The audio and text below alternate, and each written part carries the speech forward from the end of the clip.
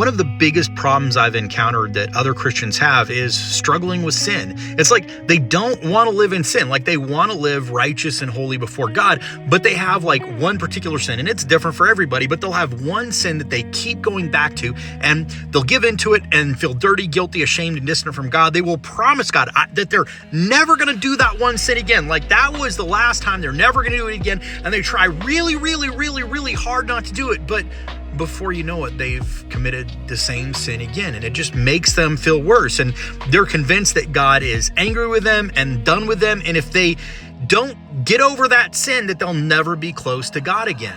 If that's you, I just want to encourage you. Your actions are not the problem. Your heart is. What you're doing is not what's keeping you distant from God. In Hebrews 4:15, it tells us that Jesus was tempted in all the ways we were, but he never sinned, and so he understands our weakness. The next verse says, "Therefore, let us go boldly to the throne of grace so that we can obtain mercy and find grace to help in time of need." That passage is telling us that when we're struggling with sin, we need to go boldly to God, and he will give us the grace and the mercy to overcome the sin in us that we can't overcome on our own. One of the most clear teachings in Scripture is that we don't have to clean ourselves up or change ourselves in order to get close to God, that we actually don't even have the ability to do that. You see, the problem with sin is not that we have this action that we're doing, it's there's something wrong in our heart that needs to change. Romans 12:2 says, "Don't be conformed to this world, but be transformed by the renewing of your mind." Jesus said, "Out of the abundance of the heart, the mouth speaks." That means that what's going on in you, in your heart, is what's going to come out of your life.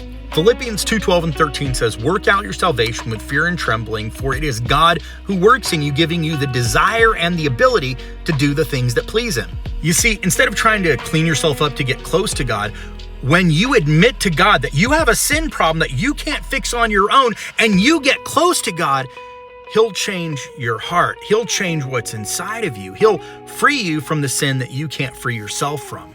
The desire and the ability to live holy does not come from your effort. It comes from the work of God in you. And the work of God in you only happens when you admit that you can't do that work on your own. That means that you don't have to try and clean yourself up to get close to God. When you get close to God, he cleans you up and makes you more like Jesus. Your standing before God has nothing to do with whether or not you're struggling with sin or not struggling with sin, and everything to do with the work that Jesus did on your behalf when he died and rose from the grave. Ephesians 1:6 tells us God makes us acceptable to himself through Jesus. See, God accepts you as you are. He just loves you too much to leave you that way. When you come to him, he'll change you.